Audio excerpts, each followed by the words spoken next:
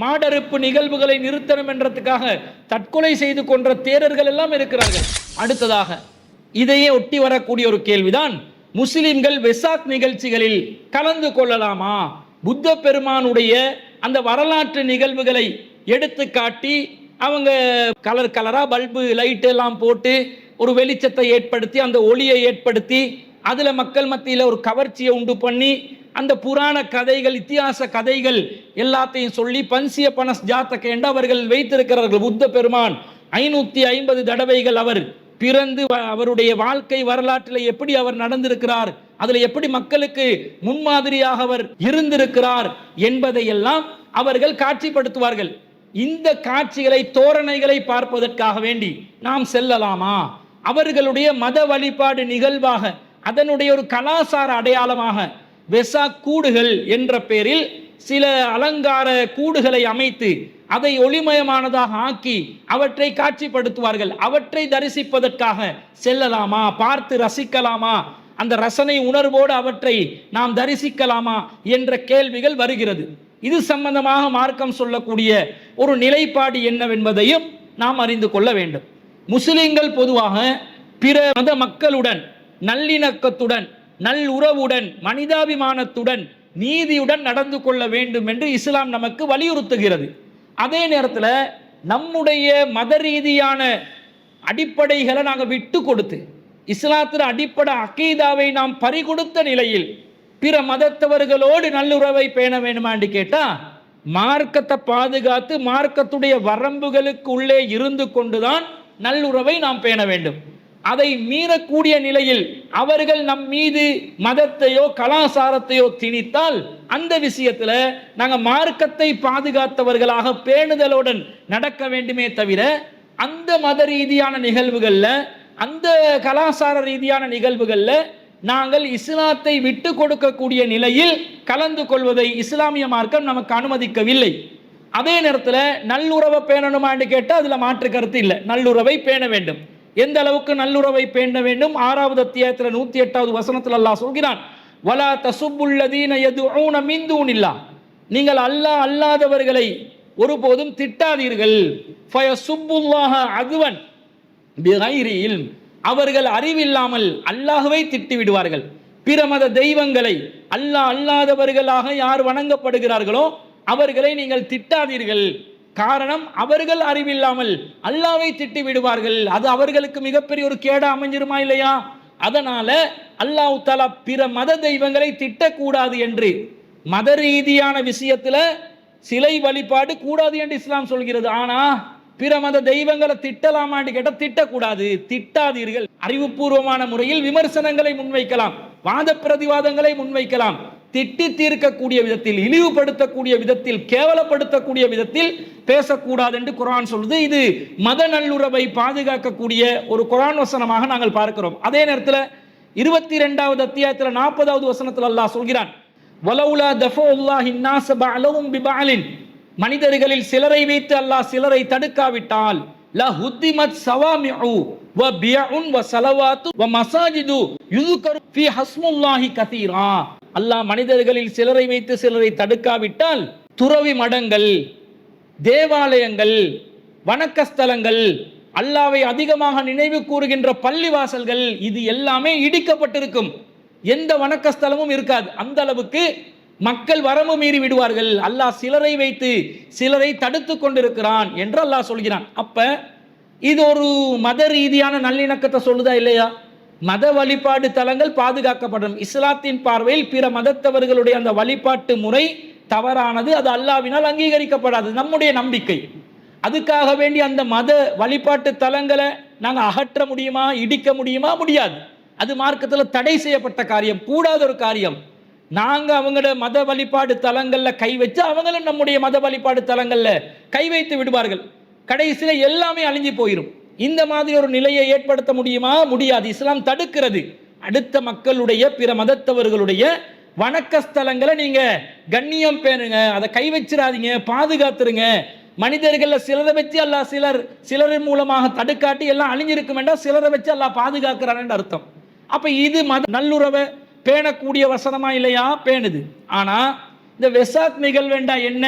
அது வந்து புத்த பூர்ணிமாண்டுவாங்க இந்தியாவில், அல்லது வைசாகம் என்றுவாங்க, அல்லது இலங்கையில் விசாகம் என்றுவாங்க. அதான் வெசாக் என்ற பேர்ல வந்திருக்கு. மே மாத பௌர்ணமி முழு நிலா நாளன்று என்ன நம்பிக்கையை வச்சிருக்கிறாங்க? புத்த பெருமான் 3 முக்கியத்துவங்களை கொண்ட தத்துவங்களை உள்ளடக்கியதாக அவர்கள் இந்த நாளை பௌத்த மக்கள் புனிதமாக கருதுகிறார்கள். அதுல என்ன சொல்றாங்க? சித்தார்த்த கௌதமர் புத்த பெருமான் லும்பினி என்ற இடத்தில், இன்றைய நேபாளயத்தில் பிறந்த நாள் தான் அது. 2வது, புத்தகயா எனும் இடத்தில் தவம் புரிந்து புத்த நிலையை அடைந்த நாள், அவருக்கு ஞானோதயம் கிடைத்த நாள் என்று சொல்வார்கள். 3வது, புத்தர் பரிநிர்வாணம் அடைந்த நாள், அவர் இந்த உலகத்தை விட்டு பிரிந்த நாள் என்றதையெல்லாம் சொல்லி இந்த 3 நிகழ்வுகளை அடிப்படையாக வைத்துதான் வெசாக் என்ற தினத்தை பௌத்த மக்கள் கொண்டாடுகிறார்கள்.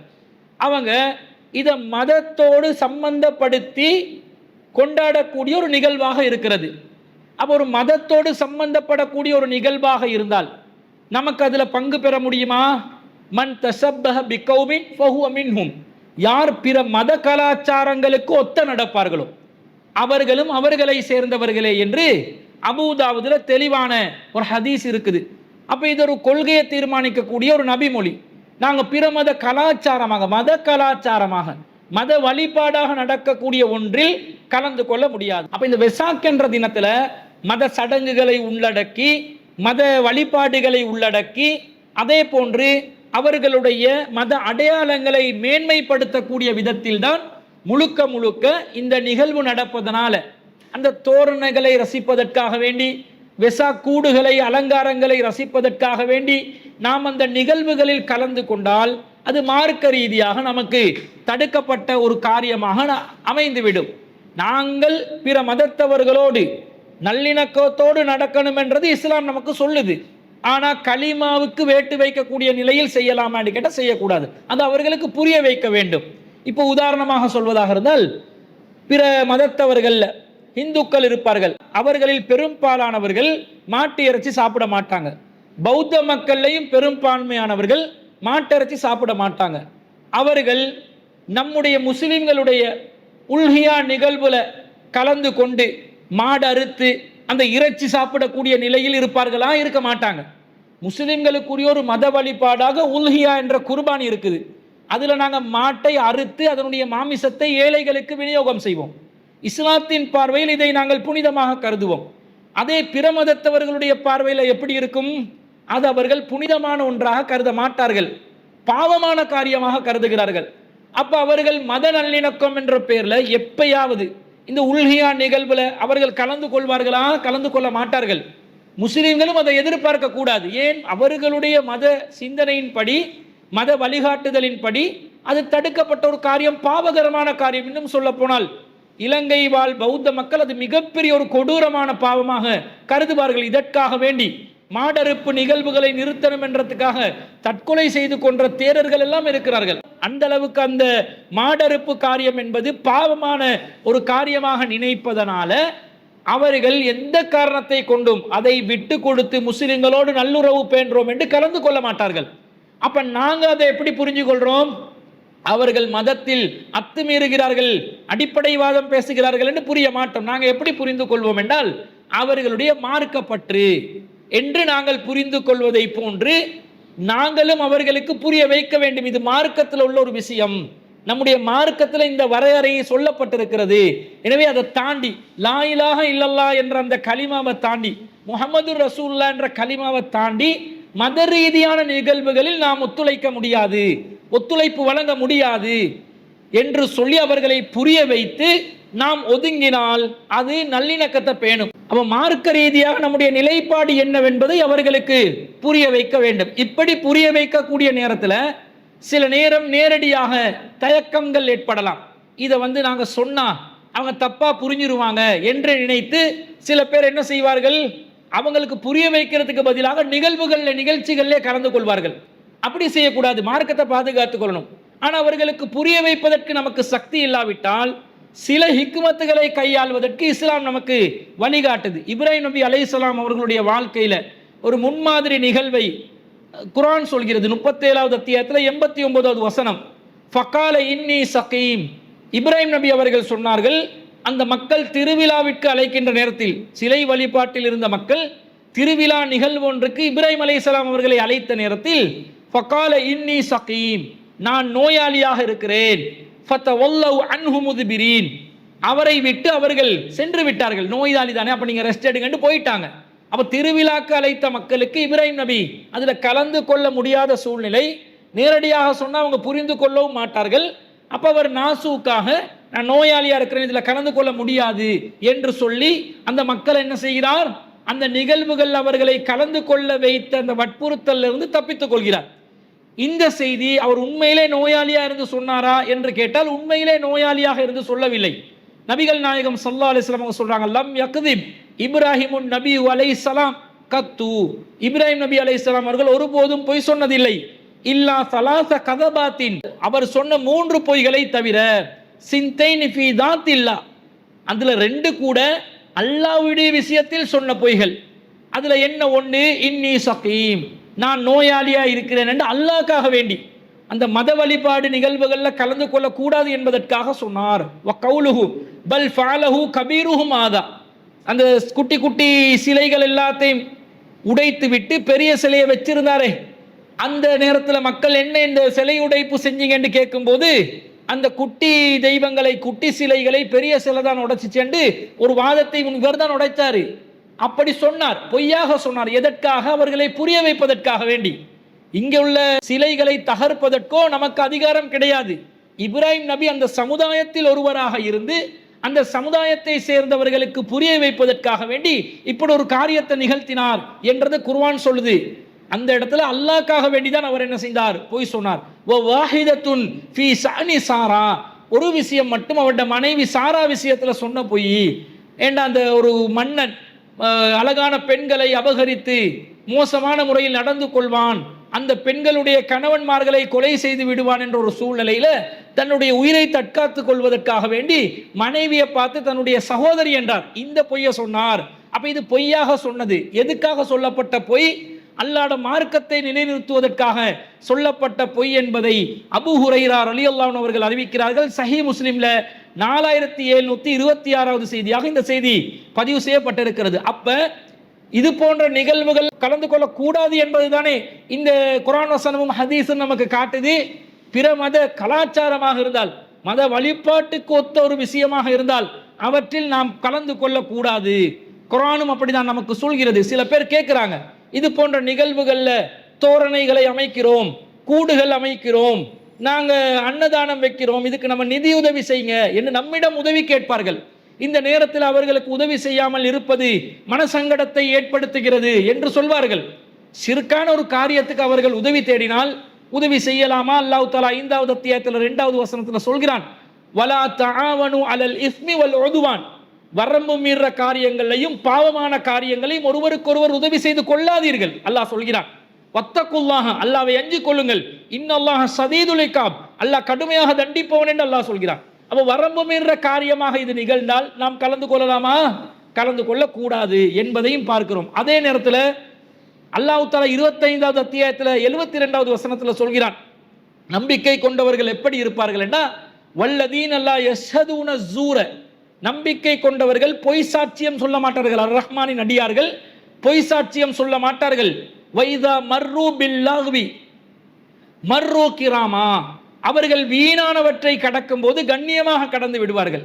வீணான ஒரு காரியமா இருந்தா அதுல மூழ்க மாட்டாங்க, கடந்து செல்வாங்க, அதுல ஈடுபட மாட்டாங்க, ஒத்துழைக்க மாட்டாங்க, அதுல தன்னை ஈடுபடுத்திக் கொள்ள மாட்டாங்கன்னு அல்லாஹ் சொல்கிறான். அர் ரஹ்மானின் அடியார்களாக பிற மத கலாச்சாரத்தை சார்ந்த நிகழ்வுகள்ல நாங்கள் கலந்து கொள்ளாமல் கண்ணியமாக அதை கடந்து சென்று விட வேண்டும் என்பதுதான் குர்ஆன் நமக்கு சொல்லுது. இன்னும் சொல்ல போனால் 4வது அத்தியாயத்தில் 140வது வசனம், 6வது அத்தியாயத்தில் 68வது வசனம் நமக்கு என்ன சொல்கிறது? வகத் நஸ்ஸல அலைக்கும் ஃபில் கிதாபி அன்னிதா சமீதும் ஆயாத்தில்லாஹி யுக்ஃபரு பிஹா வ யுஸ்தஹ்ஸு பிஹா, இந்த வேதத்தில் ஏற்கனவே சொல்லப்பட்டிருக்கிறது, அல்லாஹ்வின் வசனங்கள் நிராகரிக்கப்பட்டாலோ கேலி செய்யப்பட்டாலோ அத்தகைய சபைகளில் ஃபலா தகூது மாஹும், அவர்களுடன் நீங்கள் அமராதீர்கள். ஹத்தா யஹூலு ஃபி ஹதீஸின் கைரிஹி, அது வல்லாத வேற செய்திகளில் அவர்கள் மூழ்கும் வரை. அப்ப அல்லாஹ்வுடைய வசனம் புறக்கணிக்கக்கூடிய இடமா இருந்தால் அந்த சபைக்கு போகாதீங்கன்றான் அல்லாஹ். அல்லாஹ்ட வசனம் கேலி செய்யப்படக்கூடிய சபையா இருந்தா அந்த சபைக்கு போகாதீங்கன்றான் அல்லாஹ். அது அல்லாம வேற விஷயங்கள் ஈடுபடுறாங்களா, காஃபிர்கள் நல்ல காரியங்கள்ல ஈடுபடுறாங்களா, நீங்க சென்று அவர்களுடன் கலந்து கொள்ளலாம். அல்வலா வல்பரா என்ற பெயர்ல அவர்களை விட்டு ஒதுங்க வேண்டியதில்லை.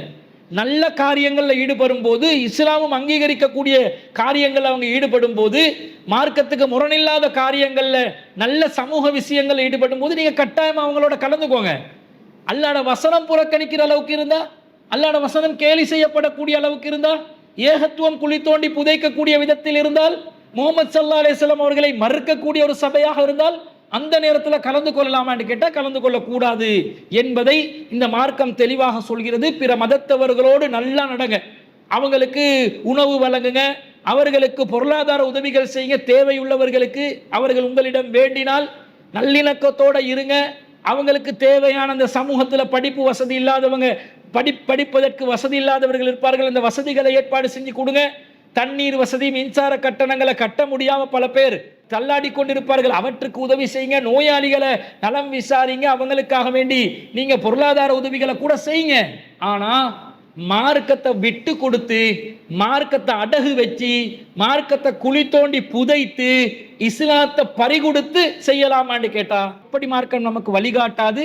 எனவே வெசாக் நிகழ்வுகள் கலந்து கொள்வதை இஸ்லாமிய மார்க்கத்தின் அடிப்படையில் மார்க்கம் அதை அனுமதித்த ஒரு காரியமாக சொல்லவில்லை என்பதுதான் நம் மக்கள் புரிந்து கொள்ள வேண்டியதாக இருக்கிறது.